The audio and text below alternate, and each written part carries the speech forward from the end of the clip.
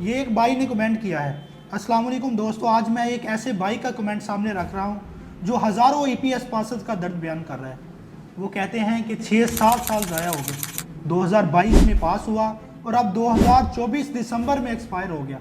2018 से कोशिश कर रहा था। दोस्तों, ये सिर्फ एक लड़के की कहानी नहीं, ये हज़ारों ईपीएस पासर के घरों की कहानी है। सालिक हुसैन चौधरी साहब, मोहसन नकवी साहब, आप लोग आजकल एयरपोर्ट पर अचानक छापे मार रहे हैं। ये बहुत अच्छी बात है। गलत को पकड़ना चाहिए, सिस्टम बेहतर होना चाहिए। लेकिन बराही करम ईपीएस पासेस के बारे में भी सोचिए, जिन्होंने अपनी जवानी, अपना वक़्त और अपना पैसा 6-7 साल इस उम्मीद पर लगाया कि शायद उनकी बारी आ जाए। सर, ये कोई रॉकेट साइंस नहीं, बस एक फ़ोन कॉल पर ओईसी को कहा जा सकता है कि 2022 और 23 वालों को एक्सटेंशन दी जाए।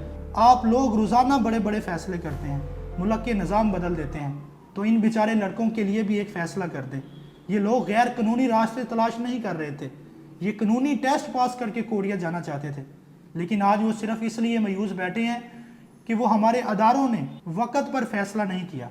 सर, अगर आप चाहें तो इन लड़कों को 7 साल की मेहनत 1 मिनट में बचा सकते हैं। ईपीएस पासेस आपकी तरफ देख रहे हैं। आपका एक आर्डर, एक हदायत उनका मुस्तकबिल बदल सकता है। और ये नौजवान आपका सरमाया है।